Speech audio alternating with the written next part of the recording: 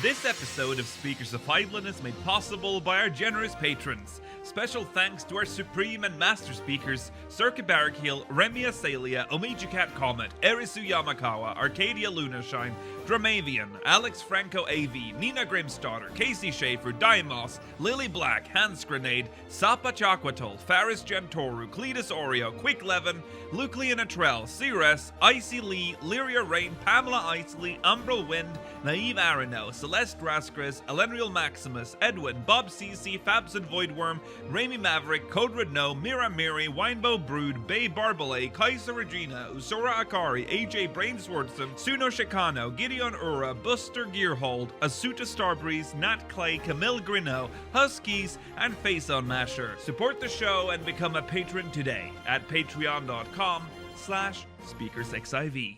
Thank you.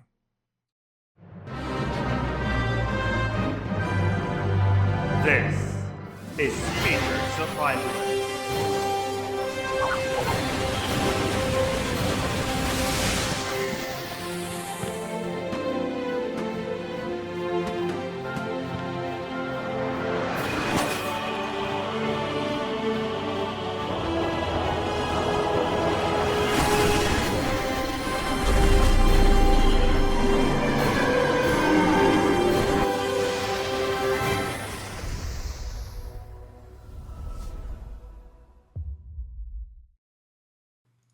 Good evening, Aorcians. Welcome to Speakers of Eidolon, episode 235. I'm Lakeel Bravestone, and I'm joined today by Rollo Des and Georgi Wiston.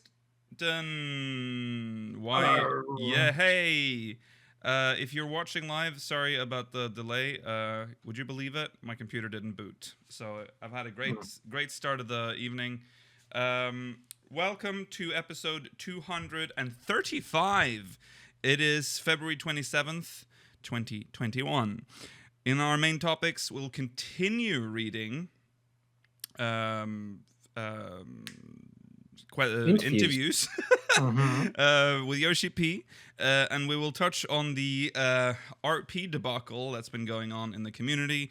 And, of course, we'll be reading MogMail at the end of the show. Now, please keep in mind, if you're watching live, we're going to have to go over time, so times are not going to be fully correct. This, I think, will be maybe half an hour overtime today, just so we can cover everything we need to. Okay. All right. Stay tuned for the post show. We'll be reading questions from the syndicate, and that's that. I guess in channel updates, I can now safely say that Core will be out for patrons tomorrow evening, my time. The only thing that's left for me to do now is just re-record a voiceover, and it's done, baby. Spent all day today, well, started yesterday into today. Right after stream, I just went straight to Core, and I went to bed at 1 p.m. Ooh. And it is now 9:44 p.m., so, you know, most of this day has been destroyed for me. And then that's why it was so horrible when I was like, okay,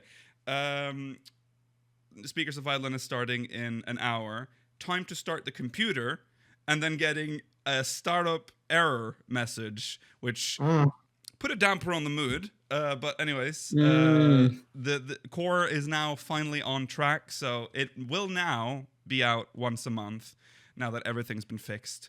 It's all good. So tomorrow evening, either before or right after the stream, Sunday Funday. All right, so that's that. Let's jump into this week. Yeah?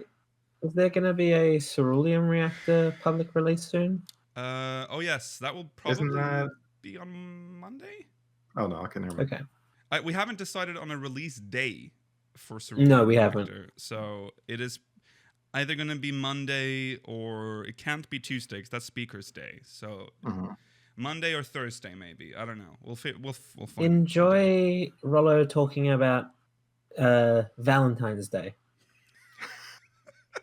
Cerulean Reactor has been so delayed that Rollo in that episode, Rollo jokingly says, just to like overshoot, because we recorded this in January, by the way. So I'm like, don't date the episode or something, and then Rollo goes, no, I didn't say don't date it. I was thinking it in my mind.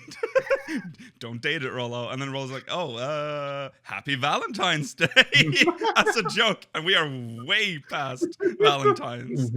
All right. Yes, let's jump into Cerulean Reactor next. So let's say, when did patrons get it? Monday? Let's say Monday. Patrons got it Sunday, didn't they? There was Sunday / very late on Sunday, so eating into Monday, I think. But yes, okay. Let's say Monday. All right. This week in 14, Rollo, what have you done? Gungaga. Classic meme from the game. Yeah, that's relatable now. I have not done too much this week. This is one of my few weeks where I just work 7 days in a row. Oh, God. I'm sorry to say I only did some casual stuff, like a little bit of leveling and some roulettes. But that's fine. I don't expect you to do much like right now. There's not. I mean, it's just everyday MMO now. Yeah, I mean, I help catch my friends up still a bit more with the Bosgia stuff. Like last week, I got them through Cash and Blood Renee. Delubrum, whatever. Delubrum. Yeah, that's a Delubrum Regine. I try to put them together every time. I'm also just trying to get some of the leftover skills I don't have and getting to rank 15. Okay. Yeah. All right, Georgi. I too have been trying to get to rank 15. I am currently rank 14. It seems much more doable to get to rank 15 once you hit rank 14. Yeah. Because of the fact that you get significantly more metal. When you're at a lower rank and you know the amount that you need to get to max, it seems very overwhelming because you don't get that much. Right, yes. Thankfully increases exponentially as you go up in rank. Yeah. Other than that, I think this was last week maybe now, but I was getting some more Blue Mage skills, was soloing some dungeons. Miss Dragon is very hard to solo, but it was fun. How are you liking soloing dungeons? I know we didn't have a chance to talk too much about that aspect of Blue Mage, or at all. Actually, now that I think about it. No. I don't know, is it fun? I think it's fun. I think it's a very interesting challenge to try and do dungeons solo as a Blue Mage. I would recommend probably doing them as healer aspected, just because having to rely on White Wind as your primary method of healing is torturous, and it uses way too much MP. So being able to use things like Mog Cure and Gobskin it makes it much less terrifying. Okay. Yeah, Blue Mage. I find you gotta do it. You gotta do it. Okay. I am not. I don't know. I kind of lost interest in Blue Mage, and I cannot find the will to do it again. But you don't even think it's fun to get the skills? Because I think that's still really. I think it's satisfying. It gives you that little when you see the thing on the screen and the spinning the cane. But I'm just left with like, why am I doing this? I don't know. I don't know. I get it. I think it's more, what's it called? It's very intrinsic activity. Yeah. There's not a lot of reward in game for it. Yeah. It also feels like it's like I'm playing a mini game. Like it's like I'm spending this much time in the gold saucer kind of deal, and I feel like that's this isn't progressing my character in any way. This is just some weird. You're already capped out, though. I know. What's the matter? I know. That's the problem. I don't know. I need to raid. I think I need to start. We need to raid. Yeah. We need to start raiding again, do we? That'd be fun. Yeah. I think it'd be fun as Blue Mage. We should do that one. Not as Blue Mage, Rollo. I don't want to raid as Blue Mage. I want to raid as in the game for progression. Okay. I thought that's what you were saying. I was like, oh, you want to raid as Blue Mage? Yeah. Okay. That being said, though, I am realizing now that I've completely forgotten about my relic. I still have the completed quest for the one relic step that I haven't turned The in first relic step. yet. Yeah. You should definitely do that. Mm. We should also definitely get around to all doing the Blue Mage questline. Well, I've already done it, but you guys should, so that we can actually talk about it. Are there any prerequisites for the quest, or can you just pick it up whenever? You're level 70, aren't you? Yes. You can do the whole thing now. Oh, okay. I'll get on that. And I'm pretty sure we got you all the overworld skills. That's all you need. Right. Yes. Okay. Right. That's it for what we've done in 14 this week. I guess it's time to jump into recent events.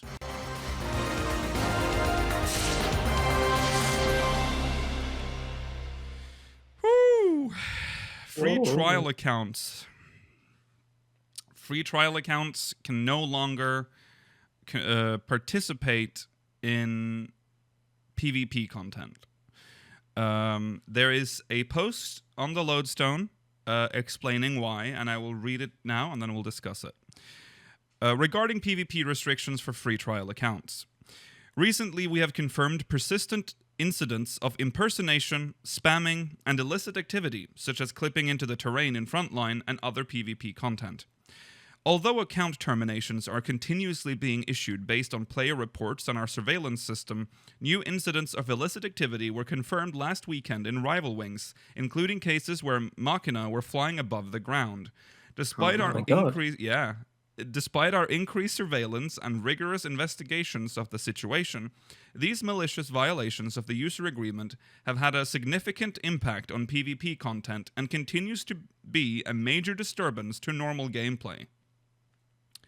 These persistent incidents involve a small number of individuals obtaining and exploiting more than 100 free trial accounts while intentionally changing their devices and setup. While we are considering systemic countermeasures, implementing them will require some time. Therefore, as a temporary emergency measure, we will be restricting free trial accounts from participating in PvP content. We apologize for any inconvenience this may cause to those who are playing on free trial accounts. This restriction will be lifted after countermeasures have been implemented, so we ask for your continued patience and understanding. Well, there you go. That's the announcement. I believe, was there maintenance very recently? Has this been... There was a surprise maintenance, emergency maintenance, last Thursday, I believe it was. Mm-hmm. And I was very annoyed because I wasn't expecting a maintenance on that day. And it was quite long, actually. It was like 2 to 3 hours long. It was like the length of a regular maintenance. Right. So, yeah, it was surprising that they did an emergency maintenance for this, to be honest. I mean, they say it's essentially just like making PvP completely unplayable. So, I mean, it's damaging content in the game, so I would... Yeah. I'm surprised it's Rival Wings. I didn't know people played that, but there you go. I would feel very bad for the people that are playing Rival Wings and have to deal with this, because your queues are already long enough. Yeah. To have the actual content be ruined by people doing this, I feel very sorry for you. Yeah, that's sad. Not nice. Don't do that. No. Don't cheat. Don't cheat. So there you go. That's so those emergency measures are now in place. So you can't cheat. Well, you can still cheat, I guess, but people are using burner accounts. That's why they're able to do 100 burner accounts. Yeah. All right. I have to say, I think this is a win-win because, one, we'll get less cheaters in PvP content, hopefully, and two, it'll prevent new people from going into PvP and not wanting to keep playing the game. Right. Yeah. To be fair, you have to seek it out. Yeah. Yes, that's true. That's true. Also, if you're using burner accounts, what do you gain from it? Like, what is the point? Well, I assume the burner accounts are all on one team. Well, like, you have your main account, and then you have a bunch of burner accounts that are doing all the cheating. Okay, I get it. Okay, I see. Yeah. All right. I'm trying to get the commander set. All right, leave me alone. Just because I'm trading wins with my bot. Jesus, don't say that on Rollo. I know you're joking, but you know. All right. Let's move on to some controversy that's been very puzzling over the last week. Where do we begin? So, GMs have been jailing I believe it's a people. singular GM. Yeah, I'm trying to set the scene. The chaos begins. There's reports of players being jailed for advertising RP stuff in the Party Finder. In the other tab. In the other tab. Now, this is funny. When I first heard this, I was so confused. So I thought, okay, I'm trying to rationalize it because I'm thinking about the terms of service, thinking about because we've had this problem before with like GMs interpreting like the sacred texts and then getting it wrong. And I thought, okay, well maybe it's annoying to like look through and then having like a million RP things, but. So I'm like, that's probably why. But then I realized it's been a long time since I joined a party on the Party Finder. Yeah. I was thinking about the old Party Finder where there were no tabs. It was just, remember when it was just one list? I'm like, wait, Party Finder doesn't look like that anymore. We have an actual other tab. Yeah. When I realized that, I'm like, what is this? So, it kind of created a little bit of a panic on, I think, more or less all servers that have any RP presence, because it sent, because the GM said that you are not allowed to advertise for stuff that's not content, essentially, like dungeons and maps specifically. Like that's what the Party Finder is for. Which made me wonder what the other tab is for. Because everything else has its own category. What is the other tab? The RTM? Every other tab is the RTM, remember? Yes, no, that's that's true. RMT. RMT. But the thing is, RMT people advertise in the main tab. That's true. Yeah, well... so of course this creates this absurd like chain reaction in the community. There are those that support the GM, and obviously those that are not supporting the GM. To me, it's very bizarre that in an MMO RPG, people are getting punished for RPing. It's a part of the fucking genre to RP. So it's been a weird time. This GM has no concept of a tabletop RPG. No, it turns out that this is seemingly right now one rogue GM.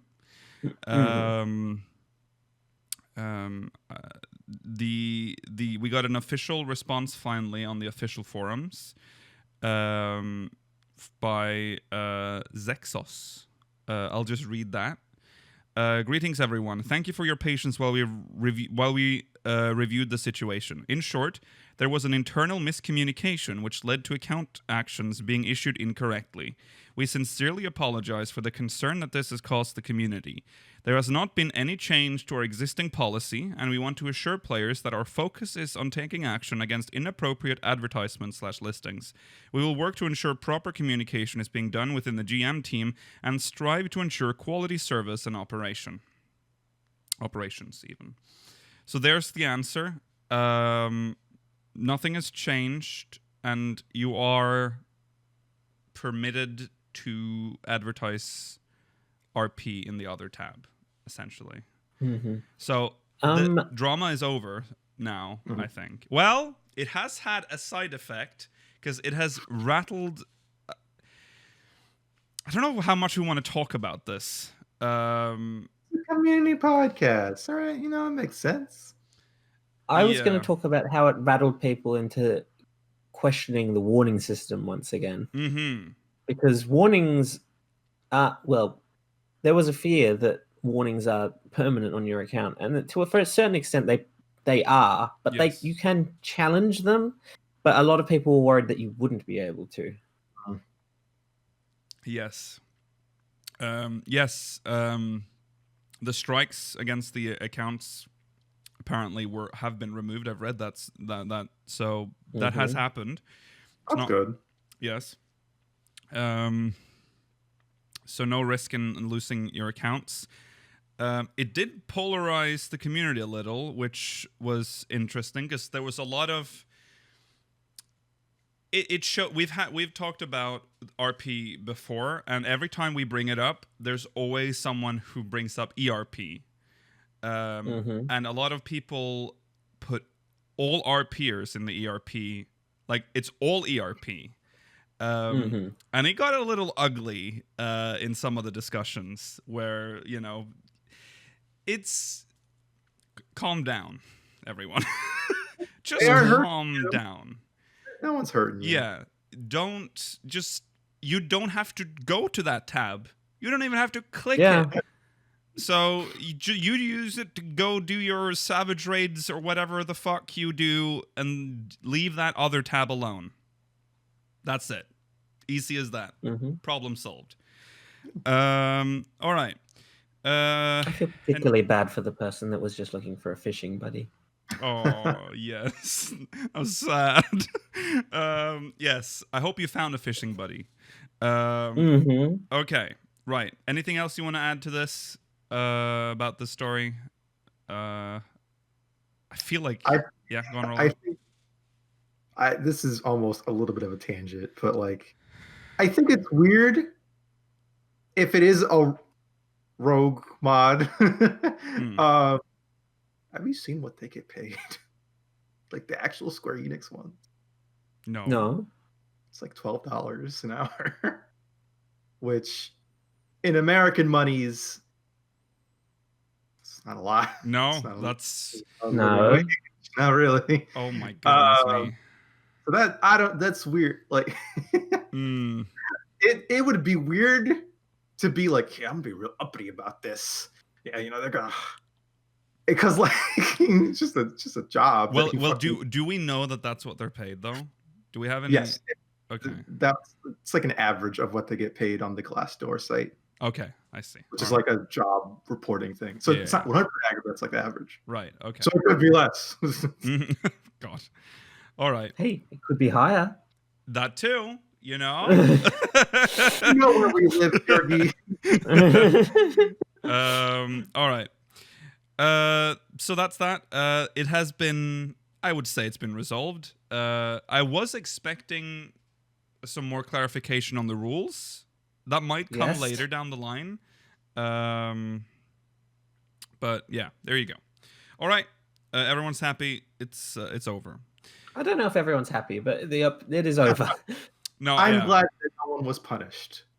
That didn't deserve it. Yeah. I We'll get the RMC guys. Square Enix will it'll take some time before Square Enix makes any changes to the rules or clarifies. They need some time. Okay, right. Now it's time for the main story. And we have interviews with Yoshi-P, many interviews with Naoki Yoshida. So we'll just jump into it. We have, I think, I'm not going to say the number because we might not be able to read through all of them. So we have, Serious. yeah, we have some interviews ready. We have a number of interviews. A number of interviews, yes. I guess in the chat or in the comments, and then if you're right later. Yeah, chat. Join this contest. Pause the video right now and put down your number, and you can win. What do they usually win? like in competitions, in contests like this. You'll win a bandana with our logo on it. You'll get the speaker's official clock that is hard to tell time with. And that never arrives. The speaker's silent clock that just never arrives. All right. A clock that's not on time. That would be really funny to have like a clock that's always like 20 minutes like late, so that when you use that clock to figure out when speakers is on, because we're always 20 minutes late. All right. Let's jump into the interview. Today was a special day, by the way. We were extremely late because my computer didn't start. Okay, we've been through that. Main story. This is Fanbite. Lead Shadowbringers writer Natsuko Ishikawa returns for Final Fantasy XIV Endwalker. We speak with director Naoki Yoshida on what to look forward to in the upcoming expansion. That's not Ishikawa. What? No, that's not a picture of Ishikawa, Rollo. No. Okay, yes. It's just funny. It's gonna be like, it's gonna be Ishikawa. Oh. Where did you get Natsuko Ishikawa, the esteemed main scenario writer of Final Fantasy XIV Shadowbringers, is returning as the lead writer for the game's next expansion, Endwalker. So says Final Fantasy XIV director Naoki Yoshida in a recent email interview with Fanbite, and I couldn't be more excited. Yes, she's cheerfully and perhaps somewhat frantically, as does happen, pouring her heart and soul into each line of dialogue for each and every character, Yoshida tells us. Of course, she did not work alone in creating the main scenario for Shadowbringers as well. The story is born from the hard work of each member of the team contributing to make the best story possible. Endwalker is following a similar flow, so please look forward to it. Okay. Endwalker was first revealed on February 5th, 2021 during the Final Fantasy XIV 2021 announcement showcase, serving as the finale of the 10-year storyline of the game's Hydaelyn and Zodiark saga. The new expansion will see the Warrior of Light, i.e. the player character, and their allies, the Scions of the Seventh Dawn, fighting to prevent the second end of days. In order to uncover the plethora of secrets contained in the downfall of the Ancients, they will be going to the moon, naturally. No word yet on whether it will directly involve a space whale. Well, we know it won't directly involve a space whale. No, but we know it's there. Mm-hmm. Of course, that's not the only place the party will venture to. Players will also trek to places we've long heard of, but never had the chance to previously explore. This includes Garlemald, seat of the authoritarian Garlean Empire, and Radz-at-Han, the capital of the island known as Thavnir. The latter has maintained independence from the Empire, but otherwise we know little about it. Since Endwalker is the end to the story arc players have known for the last decade, one of the team's primary goals was to incorporate many areas that players had been introduced to by name in the story, but had been unable to visit. Past expansions... What areas do you think we will go to other than the... Charlayan? Yes. Mm-hmm. Let's put out Mericidia. Why not? I feel like Mericidia, why not? We're... Maybe that's the final era, Yeah, I'm pretty sure Dalmasca as well will be. Yeah, I'm thinking Dalmasca will definitely be like a zone. Yeah. Or if not Dalmasca, they'll give it something like the Estes Sands or the West, something like that. Yeah. What's that one? Doma, the one south of Doma that's like Nagsha.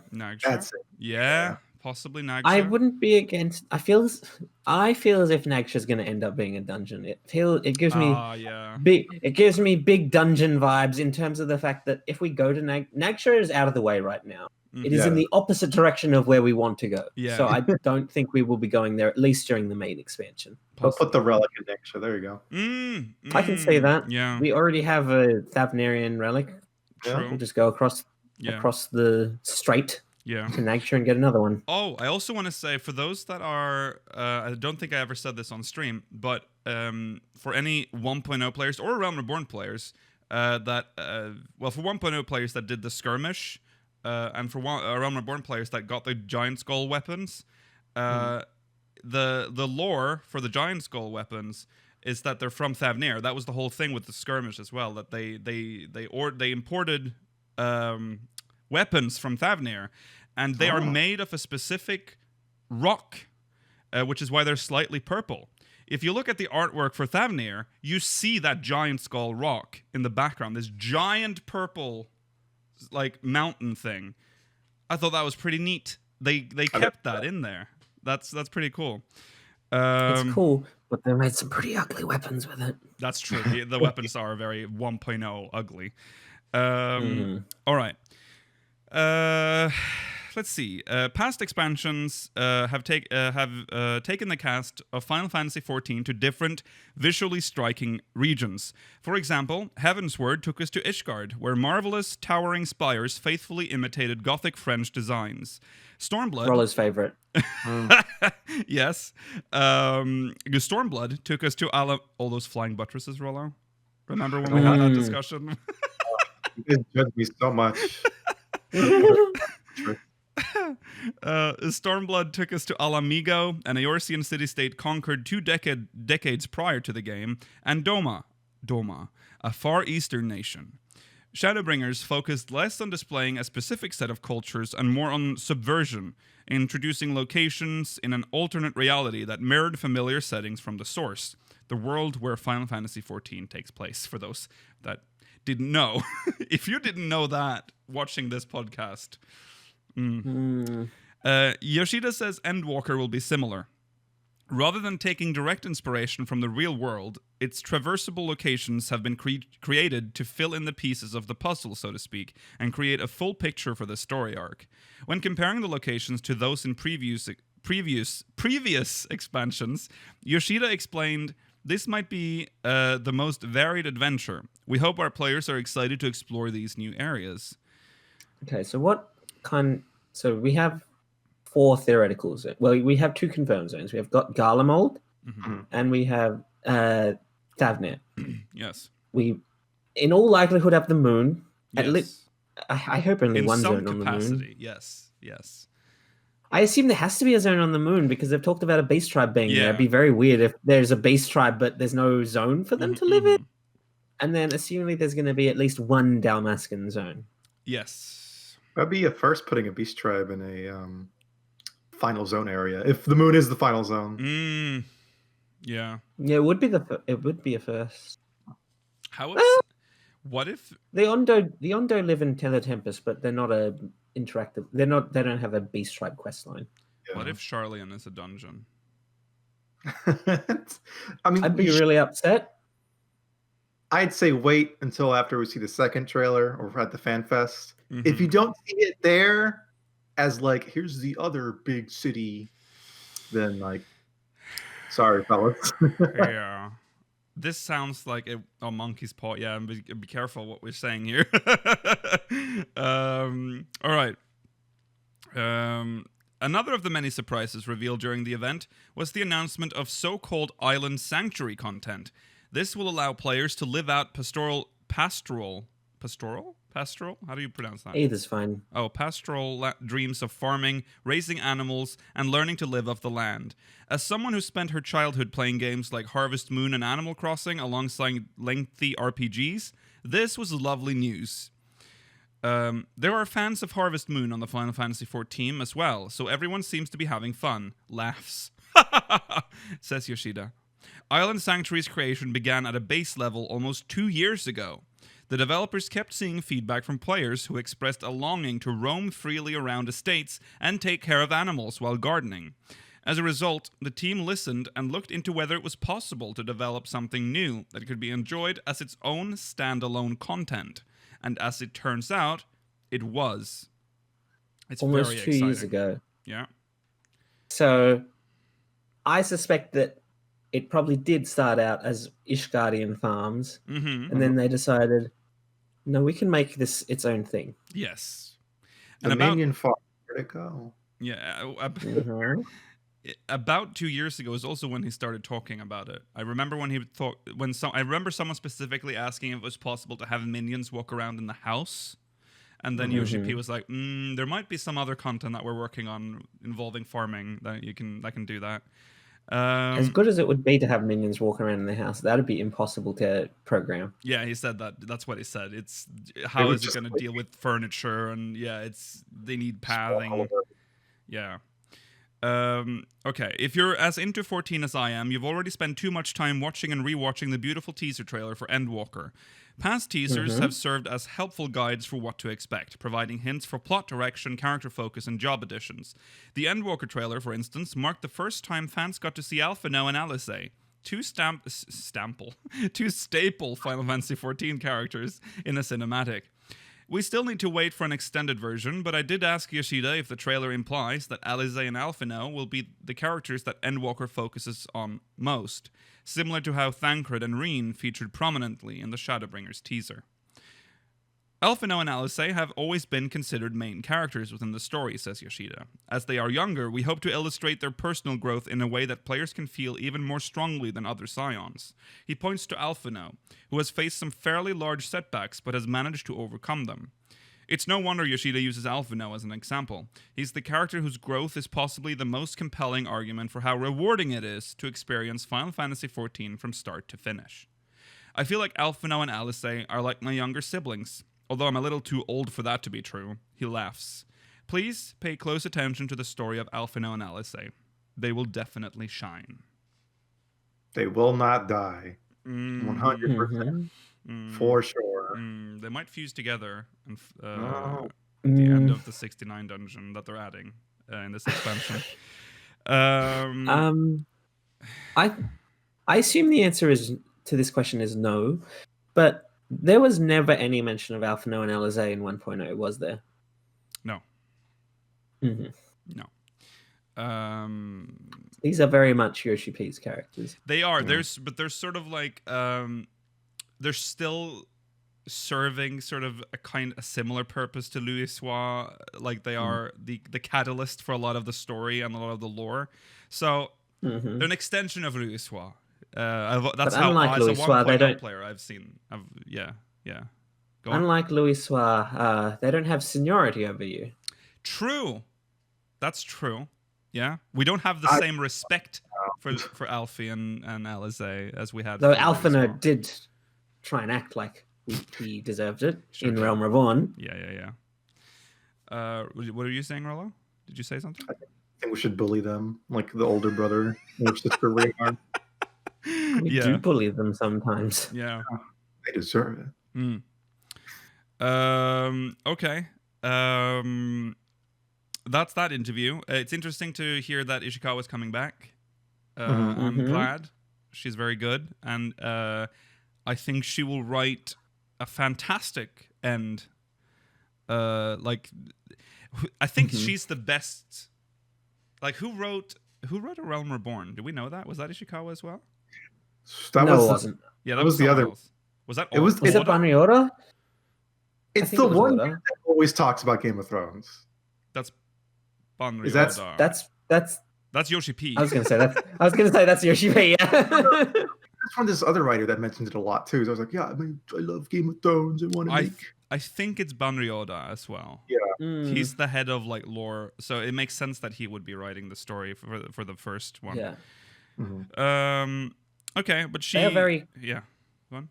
They are very smart to announce this beforehand because yes, they should know. Yeah. It is very clear if anyone remembers that panel with Ishikawa and the other guy that I can't remember the name of, that she is very well respected amongst the Final Fantasy XIV community. Yes. She has a hard job in front of her with Xenos. Oh, that's true. Yeah. Well, as far as I know, she didn't make Xenos. She did not. No, but she is. I wonder what she thinks about him. Like, because they've already her hands are tied because they literally put him in the CGI trailer. So he's definitely gonna have to play a role in this. So, yeah. I wonder what she thinks. Just know that Fandaniel won't be the final boss. So what we know. They didn't say that about Xenos. True. Okay, well there you go. That's the Fanbite interview. Thank you, Fanbite. Thank you. If you're watching on demand, links in the description. Right. Next is from the PlayStation blog, which has details on the new expansion Sage Job. They talk about concluding a 10-year-long storyline, and lots of other stuff. So let's just jump into this. Every 2 years, since 2013's A Realm Reborn, Final Fantasy XIV has received a new expansion. Each of these huge updates introduced a wealth of new content for Square Enix's MMORPG, which, with each release comparable to a full standalone JRPG. All packed in enthralling stories, new regions, missions, and impressive boss fights, continually building out the game's fantastical setting, Eorzea. Last week... What? Oh, missions. Interesting term. Yeah. Actually, it's called quests. Last week, Square Enix debuted the 4th expansion. Like its predecessors, Endwalker promises new jobs, new areas to explore, we're going to the moon, and much, much more. And as with 2013's reimagining and subsequent expansions, Endwalker's development is headed by Naoki Yoshida. The director and producer has spent the last 8 years reshaping Final Fantasy XIV into a critically acclaimed MMO behemoth. This latest release marks the end of a decade-long storyline, one that stretches all the way back to the game's original version, which launched in 2010. More than 10 years old. Oh, it's an old boomer game now. It really is. It really is. They play 14, you probably like dumb stuff. Remember, you were in your early 20s back then, yeah. Also, remember I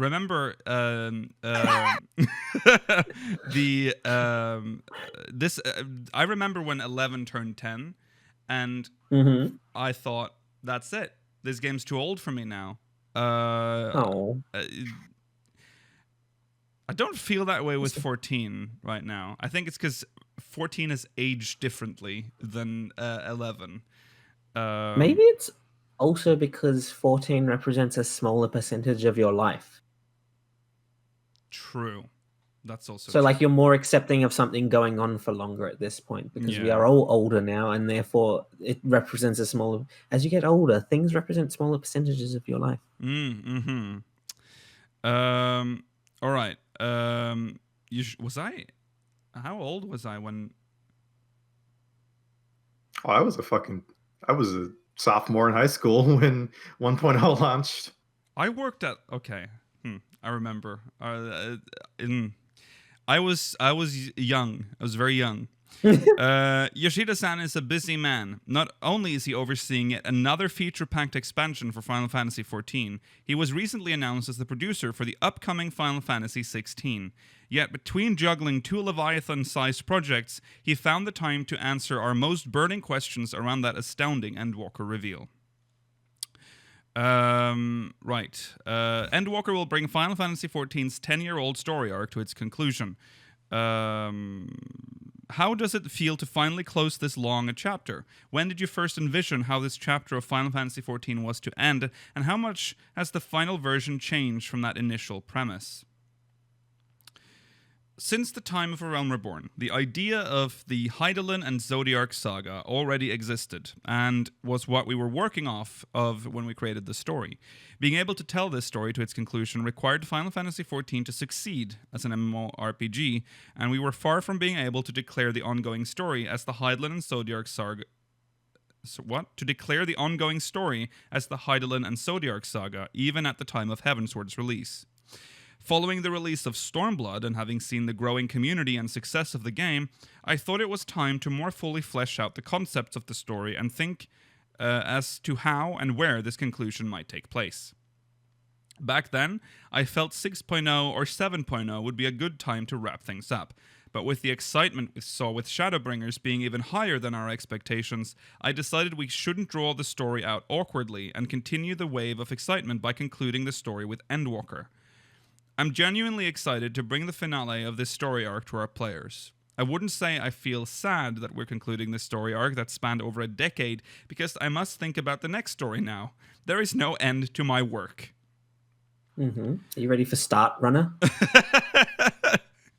You have also confirmed that Endwalker would not be the game's... Okay, sorry, that was him answering that. So, I am very surprised still that, and like the conclusion to the story is just going to be in the actual expansion, and then they're just going to start something else after that. Maybe that's the best. I mean, God, that expansion is going to be wild.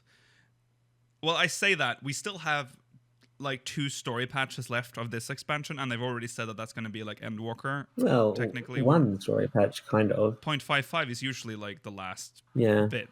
So 2 story patches technically, because 0.55 is, well, it used to be just MSQ, but nowadays it's going to have the last part of Bosnia, isn't it? Yeah, I should. Yeah. Right. Moving on. You have also confirmed that Endwalker would not be the game's closing chapter, which was a huge relief to all the Final Fantasy XIV fans. What is in the cards for what will come next? How do you expect your writing and narrative process to change after the story gets to such a cosmic scale and concludes, and you're finally able to take the next big adventure anywhere? Yoshida says everything is still very rough and preliminary stages, but I do have ideas of where to take the story after Endwalker, even for the next few years. However, I am currently occupied with thinking of how to best deliver the first climax to Final Fantasy XIV through Endwalker and the end of this story arc. You will have to wait until things have settled down some more before I can give you any more answers. It's wild that he says the first climax, because what the fuck has been happening since? Yeah. What's all this been? Yeah. Good lord. We've never experienced we've never experienced... Don't clip what I'm about to say out of context. Okay. Okay. A climax... You can't get out of this one. I'm just moving on. I just find it interesting that he says that we haven't had that happen in the story thus far. I feel like... What are some of the main themes you want fans to watch out for as they explore the new expansion and play through Endwalker's story? When the players finally reach the end of 6.0, what do you want them to feel? In Final Fantasy XIV, the story progresses without explicit boundaries defining good or evil, due in part to my own tastes and preferences in storytelling. History is typically defined by the winners, and in these cases, it is the loser who is consistently depicted as evil. However, each side had something that they stood for, and the definition of good and evil shifted depending on the times, people's values, education, and laws. I try to picture what would people believe despite such circumstances, and how people find hope in the face of inevitable despair. Personally, I don't wish for players to feel a certain way as they play through the story. I say this because I believe people should have freedom in that aspect. I hope our players enjoy Endwalker. How do you think they will make us sympathize for Xenos? Do you think it is at all possible to make us sympathize with Xenos? My dad was abusive, so I became evil. Mm. I don't think his dad was abusive to Varys Xenos. was that bad. I think it was just absent, maybe. Maybe. Yeah. I don't know. You'll see little baby Xenos, and he'll be like, I'm the pure baby of light. And then his dad is like, But they already did that with Vorthri. Oh yeah. But it's not Sin Eaters this time. He's like, I'm gonna be a distant parent a little bit. I don't want this. I don't think there is... I don't know if there's anything they can do to make us sympathize with him. Think about what he's done. And also, what he's about to do, going by the trailer. There's very little... I don't know. I don't think I'll ever be able to, like, sympathize with Xenos. I hope they incorporate the Chronicles of Light story about Xenos that is exclusive to the book, that was never posted online. Because I feel like it provides a lot of context behind Xenos as a character. The whole story was posted to the subreddit. I won't link it here, but you can find it. Yeah. Okay, so, yeah. It'll be interesting to see what they do with him. Seeing as Ishikawa is behind the wheel for this, I'm sure she'll find a way to... I don't know if that's their goal, though. If they want us to sympathize with him. Maybe they'll just lean into it. Yeah. And just be like, fuck it. I'm the evilest, baddest dude ever. I'm going to make fun of you while you're doing main quests. But Yoshi-P specifically says here he doesn't want it to just be good versus evil. Yeah. He thinks that's not interesting. We might and he's focus, right. we might focus more on Fandaniel, maybe, on trying to uncover his... Because we don't know anything about him, really. No. So he might be more interesting. Xenos will just be base evil. Maybe like, he's just a tool. Maybe they'll give Fandaniel a Metron storyline that actually has length to it, rather than one patch worth of content. Yes. Okay. A lot of elements you have revealed from Endwalker are incredibly reminiscent of Final Fantasy IV. What themes from Final Fantasy IV have inspired you in Endwalker? Can fans expect more similarities? What nods to other mainline Final Fantasy games might fans find in Endwalker? Yoshi-P says, the previous lunar satellite, Dalamud, turned out to be a cage created by the Allegan Empire to imprison Bahamut. That begs the question, then what is the moon itself? Is it true that we are paying it is true that we are paying homage to Final Fantasy IV, but the main pillar of the story is undoubtedly Final Fantasy XIV. Since we are concluding the Hydaelyn Zodiark saga, I would encourage you to keep an eye out for how it all ties together. This is really interesting. That's a non-answer. Yes, but he brings up Dalamud, and that was a cage created by the Allegan Empire to imprison Bahamut, which then begs the question, what is the moon itself? Which is a question we didn't really ask because it was just a moon. But we have... Watch, like, episodes of Speakers of Hydaelyn from, like, any random point in time. The moon is brought up, like, every 6 episodes, probably. Where we're like... But... what is the moon, though? Like, why is Zodiark connected to the moon? What is this with the moon? I hope it's not... What if it's like a Maki construct? The Maki made the moon, and the Alags threw a satellite around it. It makes no sense. That can't... The Maki existed after the Alags. That's also true. They time traveled. And also, there's Menfina's fucking symbol. Obviously, that was a joke. Also, Menfina has Dalamud in it. Don't yeah, forget I that. know. So that one's already anachronistic. But yeah, it's... The only way I can justify Menfina's is that it was just the moon before the Allegan Empire. And then when the Allegan Empire fell, they lost all their history. And then they're like, the moon's always been like that. Why is this wrong? Let's fix this. That's the only way I can justify it. Well, yeah. I mean, they literally remember they had the Allegan rune stones originally, and they had Dalamud on it, and that made no sense because they were older than the Allegan Empire. That was like when they were a tiny nation. So it made no sense. Koji Fox has said, "Pretend you didn't see that." So complete retcon. So yes. Were you going to say something, Rollo? Go on, Rollo. No. Oh, that was okay. But the moon, I think. Well, we know there is one thing we know. It's Zodiark has something to do with that moon. He is heavily tied to that moon. So as Hydaelyn is tied to Hydaelyn, obviously. Yeah, I don't mind Zodiac being inside the moon. I don't want to destroy another. We can't lose our moon. Celestial body. Oh my god, is that why the world is getting fucked up? Because the moon is like misbehaving? Because the moon is like fucking shit up? That'd be fair. Yeah. No, it's very important to the ecosystem. Because the same thing kind of happened when Dalamud went bonkers, but on a smaller scale, obviously, because it's just a tiny satellite around Menfina. Satellite. That would be, interesting. All right. The first new playable job you have revealed, Sage, took a lot of people by surprise, and this iteration's design is brand new to the Final Fantasy series. How did you decide to go for a brand new 14 original, and where did you find inspiration from? We'd already decided in the early stages of development that one of the new jobs in Endwalker would be a healer, and there were several different ideas that the team proposed. If we chose an existing job from the Final Fantasy series, I felt it would not only be very difficult to differentiate it from the White Mage, Scholar, and Astrologian, the 3 existing healers in the game, but also difficult to create a unique gameplay experience for the job.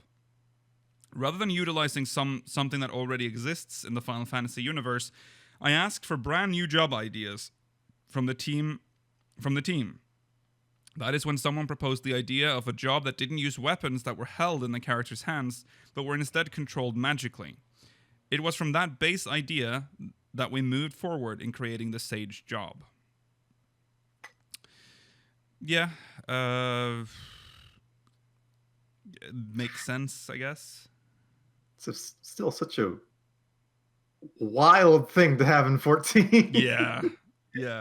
It's because it's just unabashedly funnels from Gundam. Yeah. It's just like one dude in the meeting is like, "Yo, you guys seen Gundam?"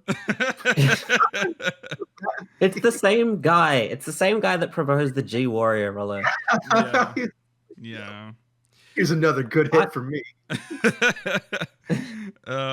Something we haven't talked about is when does Alphinaud become a Sage? Because there was time for the other Scions to pick up jobs on the first. There was a significant amount of time. Well, yeah, that's true. And also, yeah, that's true. Yeah, he goes to Charlayan, I guess, and picks up a job. What if we go to Charlayan? No, we won't go to Charlayan in the patch. I don't think we will. I think it's the kind of thing where Alphinaud will go somewhere without us, like what happened at the end of in like 4.3. Yeah. Let's go off screen for a little bit. Be like, I'll be back later. Yeah. Mm-hmm. Yeah, the job person for the Warrior of Light is in Limsa, but that's because they always do that. They have to be in any of the starter cities. They can't go because people were upset about them being in Ishgard. Yeah. Right. And also remember the trailer clearly shows us like a lot of time has passed. The world's on fire. So there's a lot of time leading up to this, I would hope. Okay. Endwalker's cinematic trailer's music sounds very different from the past expansions, with a distinct grunge and shoegaze feel to it. Will Endwalker's... Well, what's shoegaze? I don't know, man. I think that's some kind of genre thing. Let's look it up. You know what? Right now. Indie alternative rock from the late 80s in the UK. It's sometimes called dream pop. So like that sounds like something I would like. Like My Bloody Valentine. Okay. I see. Okay. All right. Will Endwalker's music have any specific themes to it, or follow any genres? From a musical perspective, the song in the teaser trailer is merely a teaser from composer Masayoshi Soken and myself. How it will fully take shape is something to look forward to in the full trailer. That will be the first time we get a true glimpse of what kind of sound Soken is aiming for in Endwalker.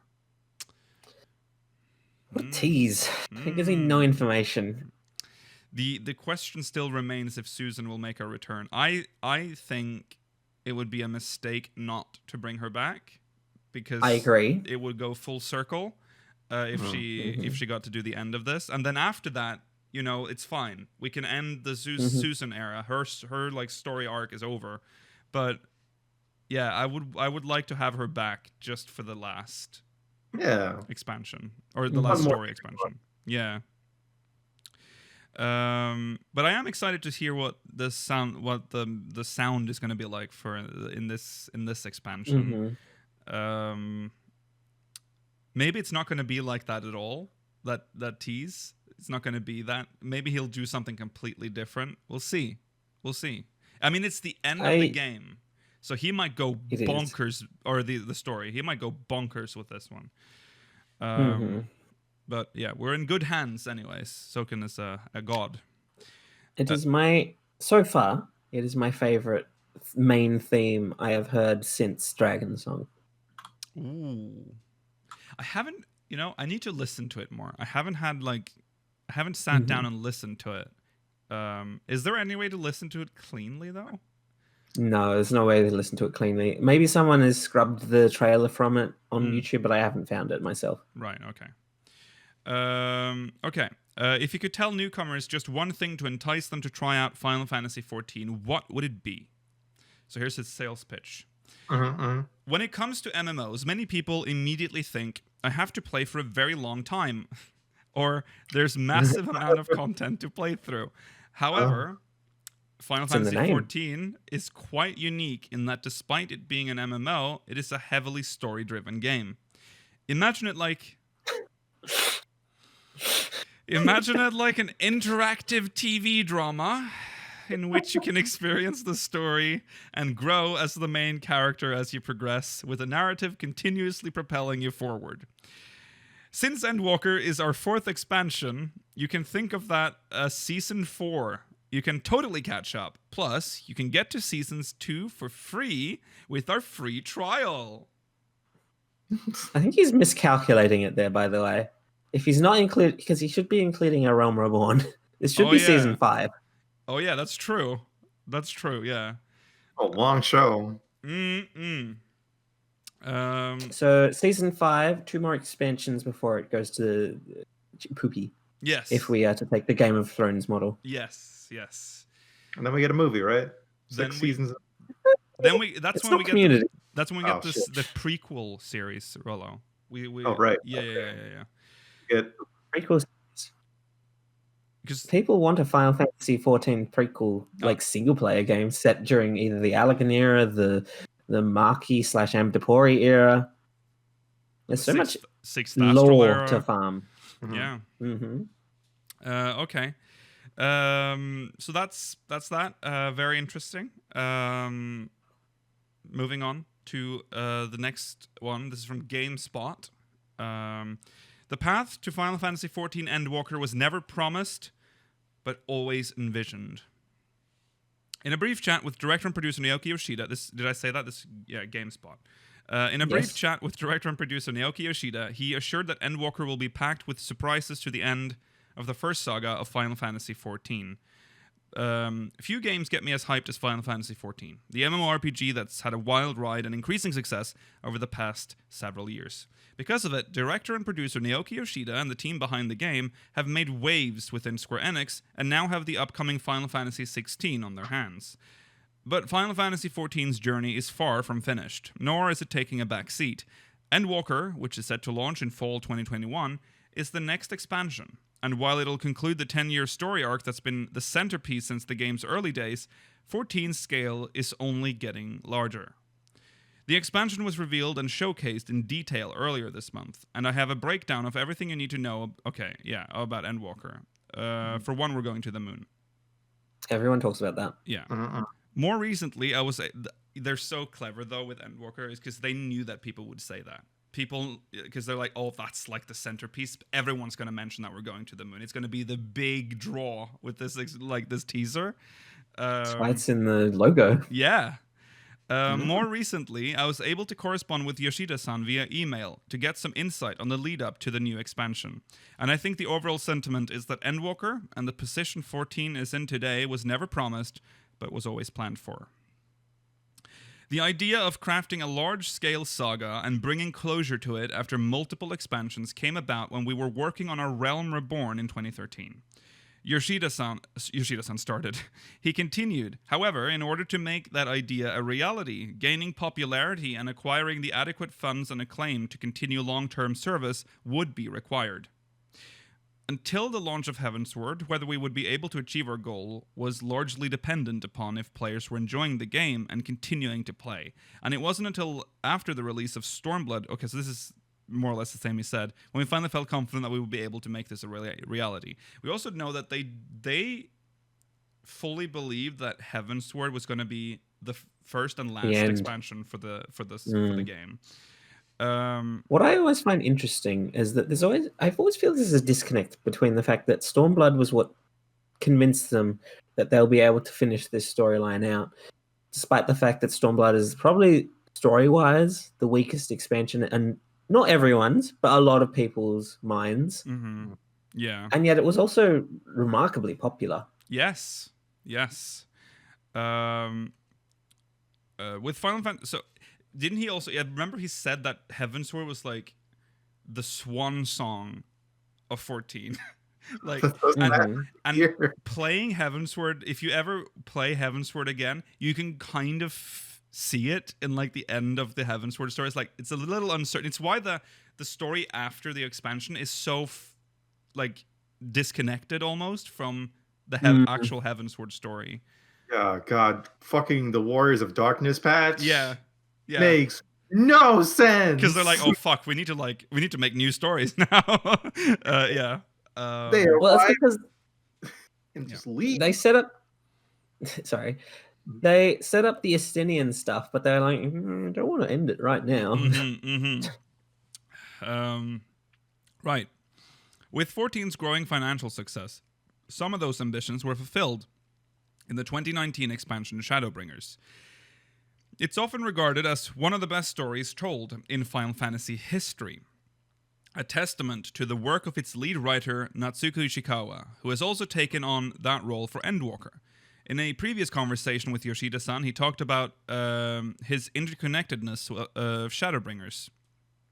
Its core narrative was built on side content from years ago, and he explained that it was left in limbo in case they wanted to revisit it. But it was also an exercise of closure for a meticulous, personal storyline. Leaving Hydaelyn for the moon is one small step for the Warrior of Light, one giant step for 14. Yeah, it's repeated twice here. I'm assuming it's okay.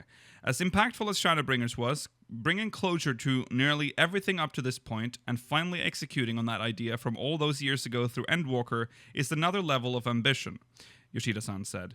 What I'm really excited about is seeing how people will react, feel, and be surprised by what is to come. And the last time he said that was about the 5.3 update storyline, which certainly delivered. 5.3, that's that's the end of that's the end of Shadowbringers storyline with Elidibus. Elidibus is what I'm. Yeah. As you can probably imagine, planning and development for subsequent patches and expansions happen well ahead of time to keep up with the regular cadence that was established back in 2013. For example, Endwalker's story was already wrapped up by October 2019. Yoshida-san even dedicated a lengthy segment to explaining the management process in the latest live letter from the producer update stream. It definitely was lengthy. Yeah, it sure was. In being transparent and communicative with the 14 community, it's also shed light on how the team has transitioned to work from home conditions. Oh, we did it. The prioritization of personal life amid a global pandemic and the changes to the development of new content. They've had to shuffle around priorities with content and push updates back, and it ultimately affected the launch of Endwalker, which was originally planned for summer 2021. But even in the midst of a dramatic shift, the quality of the game's updates has been consistent. And it seems that it is extending to Endwalker, at least in terms of its breadth. Breadth. Mm-hmm. It's a bad word. No, go on. Oh. All right. Director and producer Naoki Yoshida sorry, that was a picture. Director and producer Naoki... Okay, stop. We're scrambling to somehow get everything done by our deadlines, but I can assure you that the volume of the main scenario will not be any smaller than those of previous expansions, Yoshida-san said. How the scale and scope of the game end up depends on the effort of the staff. But what I can say is it'll be more than 50 hours of gameplay. 50 hours of gameplay! Delicious. How many hours was Shadowbringers overall in the end? I can't even remember. I know I played it for a week. It was... Ooh, remember when I hurt my wrist playing Shadowbringers? Oh, yeah. Yes, I do. I do. I got a repetitive friend. Oh, my God. I played it too much. Oh, yeah. That's a lot of gameplay. Probably online with Shadowbringers, I would assume. Because he said it's about the same size, so... Yeah. From what we can glean from the Endwalker's teaser trailer and announcement presentation, there's going to be a lot packed into those 50 or so hours, especially considering all the lingering story threads. The 14 team made no bones about players going to the moon in game, which is core to Endwalker's premise, and so many implications were hinted at about the game's world too. But that trailer also featured Alice and Alphino in a big way, longtime characters who finally showed up in a 14 cinematic. It got me thinking about the exceptional character development and focus Shadowbringers brought to its core cast, and I asked if that ethos is being carried into Endwalker. You're correct that we did focus on that aspect for our characters in Shadowbringers, and I believe you'll be able to see how we will dive deep into various characters so that you can get a glimpse of their inner selves, Yoshida-san stated.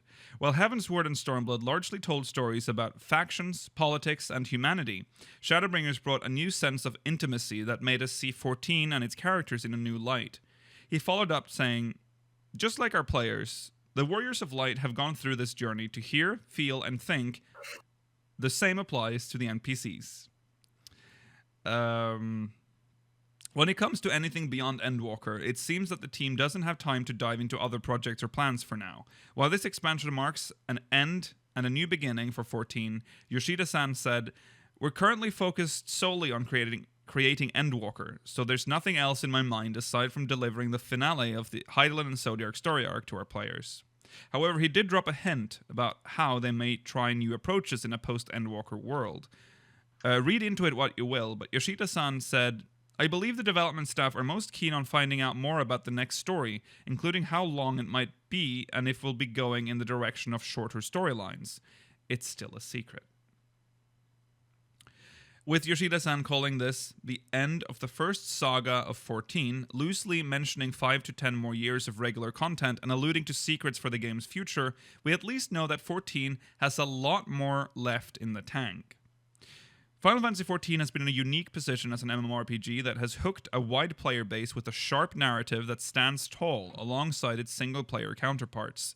It is the main appeal of Endwalker 2. For one, I am expecting more wild revelations and stunning moments that the game has consistently delivered, but given the formula we've grown accustomed to, I'm also looking forward to how the 14 team handles what seems to be uncharted territory for the game, building something beyond the initial vision established back in A Realm Reborn.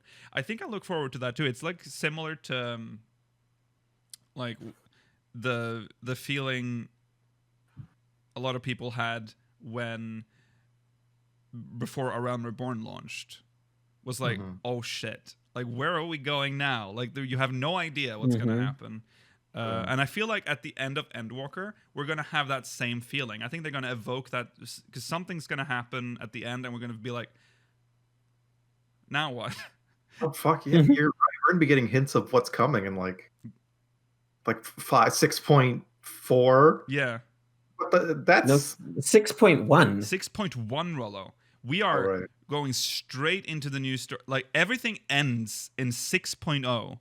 So 6.1 is the new story. So the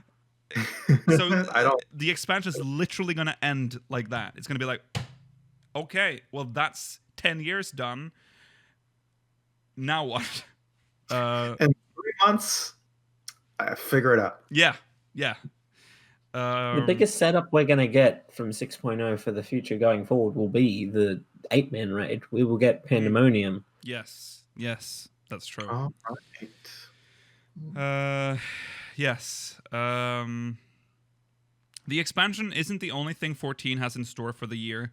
Patch 5.5 is a 2-part update set for April 13th and the end of May that will usher players into the story of Endwalker along with a slew of new content. And between those two updates is Final Fantasy XIV FanFest on May 15th and 16th, where we can expect more details on Endwalker and the full cinematic intro. May is busy for us. May is a busy month. From the free trial that includes the Heavensward expansion and... From the free trial that includes the Heavensward expansion and lets players go up to level 60 and my 14 beginner's guide, it's... Okay, well, I think that's just the... Okay, that's actually the end. Sorry about that. That was just... Okay. There you go. Kind of repeating a lot of stuff that we read from the previous interview. Yeah. You can only say so much before Yeah. so. Yeah. Something that I've been thinking about that we haven't really talked about is what will it be like to have Estinian in the main MSQ again? It's gonna be nice. He has such fun interactions. Yeah. Because he's going to be traveling with us, assumedly, into Garlemald, Thavne, Mm-hmm. these places. Yeah. Because otherwise, how is he going to be a trust NPC? Yeah. Weird that they introduce him as like a new member when we just got Graha in the last patch. They're filling up the roster quite a lot. There's going to be a big roster of characters in this story. Mm-hmm. Yeah, I mean, it'll be nice. I like Estinian. He's a weird He's character. a weird character. The main reason... Sorry, what? So he's tied his hair back finally. So Yes, he did. Oh, he did tie his hair back, yes. Very bitchy. Yeah. He fit all that hair underneath his helmet. Once upon a time. Yes, it did. Mm. Yeah, I think it'll be. It'll be nice. It's been a while since we had Estinian feature prominently Travel in the with MSQ. us. Yeah. Okay, now we're jumping into VG 24/7, which has a lot more stuff in it that we haven't talked about. So let's jump into that. We catch up with Yoshida in the wake of 14's latest expansion reveal. The story of Final Fantasy XIV has been well told in many places and in multiple formats. The tale of horrifying failure and improbable, wonderful redemption has granted Final Fantasy XIV producer and director Naoki Yoshida legendary status in the industry. Yoshida is now also producer of Final Fantasy XVI, but he's still absolutely focused on Final Fantasy XIV too, and is currently in the process of bringing home Endwalker, the fourth full expansion to Final Fantasy XIV. Bring it to my home. What? He's bringing it home. Oh yeah, he is. Bring it to my While the most dedicated residents of the world of Final Fantasy XIV couldn't gather in the real world this year, Square Enix was still able to hold a digital celebration of the game. And that culminated with the announcement of the new expansion Endwalker, as well as a PlayStation 5 version of the game. After the announcement, we had a brief opportunity to chat with Yoshida about the expansion. We touch on its lunar setting, music, the future of some specific kinds of content, and what exactly is going on with that much-discussed Xbox port. Here's our chat in full. Over the weekend, a clip of you from the 2019 FanFest went slightly viral. In it, you asked the crowd where the next expansion might take players. Somebody shouted the moon. You laughed and said, maybe in 7.0. Oh, I forgot about that clip. Yeah. Yeah. So, did you know back then that you'd actually be going there a little earlier? And can you explain a little about the origins of that location? Was it inspired by a Final Fantasy IV fan service, or is there more to the decision to go there? Yoshida says, with respect to the theme of the moon, I had already decided it would be a location players would eventually visit for the completion of the Hydaelyn and Zodiark story at the time of the Fan Festival keynote address in 2019. As the saga I envisioned envisaged back then, I was considering the conclusion would be in 6.0 or 7.0, and that's why I jokingly answered as I did. Moons serve an important element in 14. The moon Dalamud was constructed by the ancient Allegan Empire as a prison to hold Bahamut. There's also a huge secret hidden in relation to the greater moon itself, and we have briefly touched upon this particularly in this story of Final Fantasy XIV so far, while skillfully hiding some things from the player. It would be senseless if I were to divulge those details, so definitely try looking out for them yourself. Study every pixel on the moon. Yeah. Right now. Mm-hmm. Of course, when you mention the moon in the Final Fantasy series, the first title to pop up would be Final Fantasy IV. It is because I had anticipated this time would come that I had intentionally decided to avoid including strong references to the essence of Final Fantasy IV in Final Fantasy XIV up until now. I even remember being paranoid about the moon like 4 years ago. When I was just out, it was night, and I looked up and I'm like, that moon is very visible. That is a very visible moon right now. And every time I brought it up, it was like, oh, is that 1.0 PTSD? It's not, it's just the moon, dude. It feels good knowing that at least in some way there was reason to be paranoid about the moon. You should be afraid of the moon. That's true. Remember that, guys. Don't think about the moon too much, Rollo. You'll end up there. I'm gonna go. The moon is not what truly scares him, it's the sun. Yeah, I know it's the sun, but I mean, you'd die if you went to the moon as well, Rollo. You would die slower if you went to the moon. Yeah. It is scarier than going to the sun. And you'd see home so very far away, and you'd be so alone.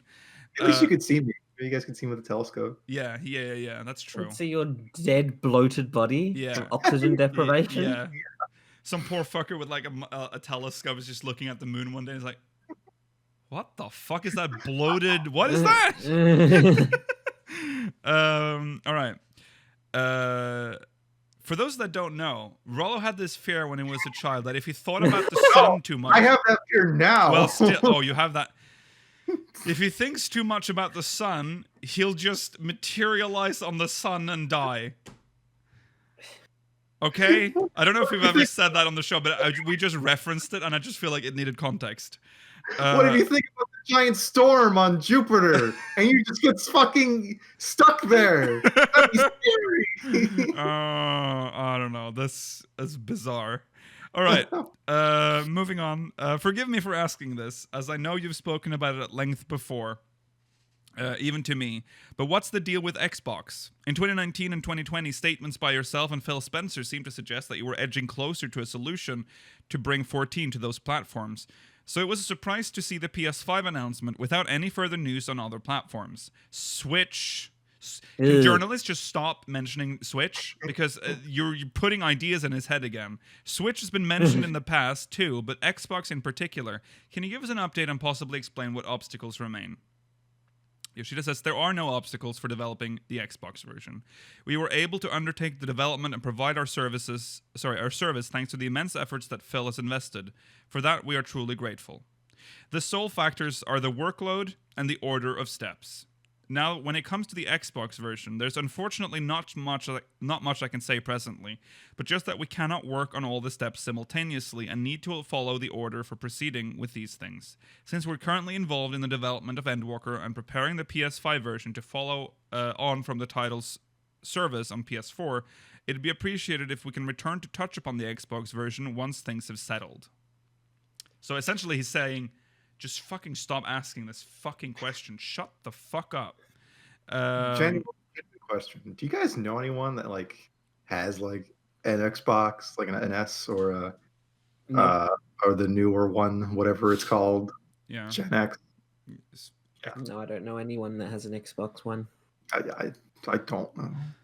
No, I guess I don't. Most people have a PlayStation or just computer. So yeah.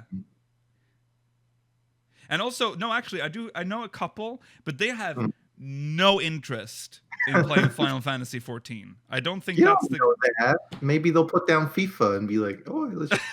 That's exactly what they play, Rollo. So... all right. I just wanted to give you an opportunity to talk about the music of Endwalker, given I've seen a lot of fans loving the music in the trailer and trying to decipher the lyrics. Is there a particular theme or style that you, Soken, and the rest of the team are aiming for the music to embody this time? And will there be any new contribution from Uematsu-san for this expansion, as with others? Oh, interesting question. That would also be nice if Uematsu came back, because he made the tracks for 1.0 and... Yeah. Isn't his health still like abysmal or something? No, he's recovered. He's just doing less. Oh, okay. Yeah. So Yoshida says, from both my and Soken's perspective, the music used in the teaser trailer is far from complete. We'd definitely like you to check the final product in the full trailer. Endwalker marks the first high point in Final Fantasy XIV from a story that has continued... That's so incorrect. That's such a poor replacement of words. Climax! In Final Fantasy XIV from a story that has continued for more than 10 years. I asked Soken to aim for something with a direct impact in terms of the music as we approach this dramatic... Climax. Say it again. Climax. However, we're only just getting started, so I'd say that a fair deal of trial and error will probably continue for both myself and Soken. As for Mr. Uematsu, we'd like him to prioritize his other projects in consideration of the fact that he's had a health issue before. By the way, although Soken composes the majority of 14's tracks, there are of course others that have been provided by other artists. Try having a look through the soundtracks we released so far. So, looks like Uematsu is off the table, maybe off the table here. Had this been any other expansion, I would be fine. I wouldn't expect Uematsu to do anything. This is like the only expansion where I feel like it would make some sense to bring him into this as well. But I mean, Yeah. if he's still not, health is more important. All right. Of course. While Shadowbringers started the role quest concept that is now being expanded upon in Endwalker, players still had access to completely optional level 80 job quests for each respective job. Will we see level 90 job quests in Endwalker, or are job quests as we know them dead outside of the newly announced jobs? This is a good question. Yoshida says, of course, we will implement job quests for the new jobs. Oh. As for the episode quests for each job that we incorporated in 5.0, we've prepared them as sort of a highlight of the job quests from previous expansions. The episodes that would take the place of those are not fixed at this point in time. What? What does that mean? Highlight. I think it's going to be the same deal. Maybe that's what he's trying to say. Is that it's just a. Oh, for the new jobs. Okay, so this is just for the new jobs. Oh, the new jobs. All right. So, as for the episode quests for each job that we incorporated in 5.0, we prepared them as a sort of highlight of the job quests from the previous expansions. The episodes that would take the place of those are not fixed at this point. I don't fully understand what he means by that. But, No. Okay. Job quests for existing jobs are clearly dead. He didn't even mention that, so... Not happening. Sorry, fellas. No. Mm-hmm. Both Heavensward and Stormblood had deep dungeons, while Shadowbringers lacked a deep dungeon of its own, instead incorporating the leveling aspect of the concept into the Bosnian Southern Front. Is there any chance we might see a return to the deep dungeon concept with Endwalker? Yoshida says, when we announced that we wouldn't be including a deep dungeon in the 5.x series, we realized that there were more players that had been looking forward to it than we had expected. We're already preparing the concept and discussing about what to do for our next deep dungeon. So we will proceed with development once this plan fits in with our development milestones.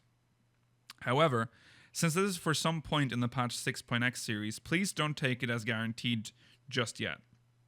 After all, we first need to get past the high hurdle of rounding off development on Endwalker with an aim of delivering the best story to our players. Please only bring it back if you're doing something different. Yeah. Don't fall into the temptation of just copy pasting it like you did with Heaven on High. Heaven on High was okay. It was okay. It was okay, but it was too close to the other one. Like it's a cool concept. Just yeah. You can't just make it again in a new area. No, don't just add like 3 more new Palmanders or whatever. You need to do more. Yeah. All right. That is. Those are the interviews we had lined up. Hope we know more now. It really is setting Endwalker up for to be the most important. I mean, it should be the most important expansion of this game. Climax. Yeah. Should I just title this episode Climax? Yeah. Will get no clicks. No, because no one will be like Final Fantasy 14 Climax. No one. I would prefer you didn't do that for a Speakers of Heidelin episode. Save names like that. Big Climax. Save names like that for Cerulean Reactor. Yeah, okay, fine. All right. There you go. I guess we can jump into some MogMail. Let's jump into some MogMail. That is the end of the main story. Now, let's read some Moogle correspondence.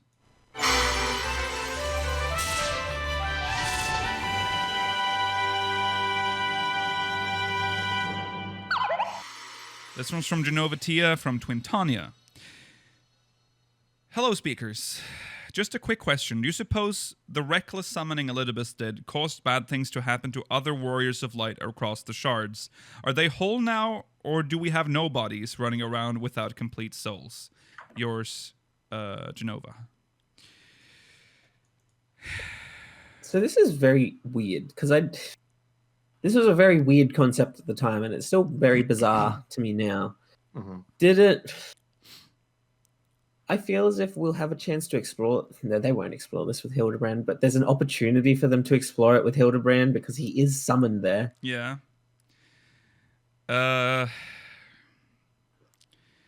Yeah, I don't know. I think it really is just like a phantom kind of thing. Isn't that what they're called in the dungeon for? I can't remember the adjective they used to describe them. Spectre or something like that, maybe. Either way, I don't think. I think some of them reply to just be dead too. Like these are. Yeah. I was more thinking that as well. Yeah. like the past, future, and present, or whatever. Yeah. Yeah. I also think they just don't want us to think about it. Yeah. This is another one of those with Midgard's Ormer type thing. Just don't think about it. Don't think about it too much. Yeah. I do like the idea of having nobodies. Do you? No, I don't. Yeah, I don't know. No. Come We'll on. have Heartless It's the chance and for nobodies. It's the chance for them to incorporate their Kingdom Hearts crossover. Yeah. The Kingdom Hearts 24-man raid series. Oh my god, I can't wait to get like the Goofy hat. The little whatever is it a sock? What is Goofy's little hat? It's so It's kind of a chef's hat, but it's green and Yeah. it's much taller than it is. Then it's tall. It seems thinner than a regular chef's hat, but that's because Goofy's head is thinner. like what Oh is yeah, this? what? Yeah. I never thought I'd Google Goofy hat, but there we go. All right. Thank you, Genova. We can. What did you say, Rolla? His brain is in there. That's disgusting. Yeah, because he has like a little. Oh yeah, he has a little bump on his head as well. Yeah. Ugh. Ugh. All right. Next MogMail is from Gil Tia. Now, this will date this MogMail a little bit. Hello, speakers. The trailer for Endwalker just dropped, and I already have theories. In the logo, we can see this big hole on the moon. I'm calling it now. That's a portal to Silvertear Lake. That's what Midgard's Ormer is protecting and how we'll get to the moon. The Star Destroyer is for Fandaniel and the most boring antagonist ever conceived, and a couple hundred soldiers to man it. There will be a dungeon where we wreak havoc through the ship and get to the final boss, and then the trial. The trial might have a mechanic where we have to avoid lasers firing from the ship. If I'm wrong, then I'll fall back on my previous theory that Silvertear Lake holds the source of the sound that is a Genova-like entity. On an unrelated note, watching the announcement with you guys and the community you have fostered was a blast. I'm glad Yoshi-P clarified this will not be the end of 14. Here's to many more announcements and live letters with the speakers. Cheers. Thank you, Guilty. Yeah. Thank you. Thank you. Thank you for joining us. That's gummy, dude. Right. So, it's an interesting theory. The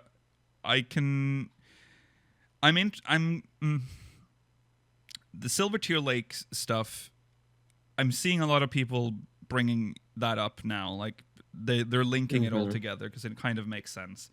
There is a big hole on the moon on the logo, which is not there right now. So is something coming out of it, or oh god, please don't let it.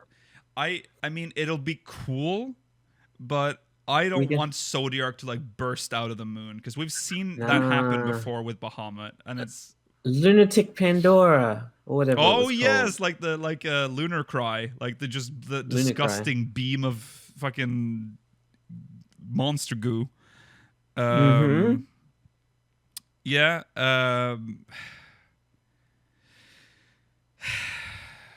Why are they the Star Destroyers for Daniel and the most boring antagonist ever conceived? Correct. And a couple hundred soldiers to man it. So are they traveling to the moon? You think so? They're going. That's what the vessel is that we see in the teaser trailer. Maybe. I still think they might be in the tower in that trailer though. But I don't know. I can definitely see it being a tower. I will say the Void Ark is just floating around there, unmanned right now. True. That's true. Prime for the taking. And it seems like Fandaniel has control of like Maki stuff, so he can probably control the Void Ark somehow. It might not be the Void Ark at all. They might just use another vessel, like another Maki vessel. Because I still don't. What? We might use the Void Ark.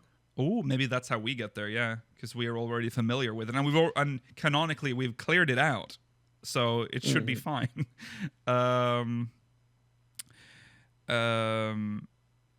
Yeah. Also, I don't think the Void Ark doesn't look like that thing in the logo either. Like Void Ark is like coffin shaped. Yeah. Well, that doesn't have to be our ship though. That could be like the bad guy ship. Yes, like this. Yeah. To do bad things. Yeah. Yeah. I still think there's something. The Genova-like entity under Silvertear. It must be Hydaelyn. Yeah. But also, I do like the joke idea that I had that we've had it wrong all along. Like it's been Zodiark under there, and Hydaelyn is on the moon. I like that as well. And she wants out. Yeah. Which is why, like, no, I don't want to theory craft too much on that because it's not going to happen. But yeah, I'm lower on the idea that we'll be exploring Mordona in this expansion. Yeah, that one is. Yeah, I find it hard to. Well, I have to wait for the trailer, but because if the trailer features anything of Mordona was featured technically in the Shadowbringers trailer. So yeah, if we see anything of Mordona in the full trailer, then I think we can say for certain that shit's about to go down in Silvertear. And I also don't. Yeah, and I also don't know how they can conclude the Hydaelyn Zodiark storyline without touching on Silvertear, because there is something down there, and that's something that was introduced in the Hydaelyn Zodiark storyline. So I don't know. We'll see. Maybe Midgardsormr wakes up. Like he protects Silvertear, and if like the world goes crashing down, maybe that'll wake him up. So they have to bring him back into the story. Yeah. What are you gonna do then? They're gonna have to grapple with his existence. Yeah. I feel as if the Omega Escape storyline was so that they don't have to think about Midgardsormr anymore, though. So if something relevant to him happened again, they'll be able to justify, well, we don't have to worry about him anymore because he's asleep. Yeah, that's true. We'll see what happens. It's we're only 2 months away from the patch. Patch is in April. What? 2 months is a bit generous. It's less than a month and a half away. Oh my god, you're right. Oh my god, I keep forgetting that February is like too short of a month. Like tomorrow is the last day of February. Yeah. Today is the last day of February for me. That's true. All right. Well, that's. I think that's it. I don't think we can bring up another one. Thank you to Giltia and Drenovatia, 2 Tias. That's it for today. Remember, post show will begin after this, so make sure you catch that. Thank you for watching. Remember to follow on Twitter @SpeakersXIV, twitch.tv/SpeakersOfHydaelyn, youtube.com/SpeakersXIV, Discord in chat if you want to join our Discord server. If you're watching on demand, links in the description. Link to all the interviews are also in the description if you're watching on demand. And remember to send us MogMail at speakersxiv.com/MogMail. Good job, Kay. You did it. Thank you. I was going to say something at the end, but I forgot. Oh, remember to catch the post show. It'll start right after this if you're watching live. Also, Sunday Fun Day tomorrow. Make sure you catch that as well. And also, core for patrons tomorrow evening as well. All right. See you in the post show or next week. Goodbye. Bye.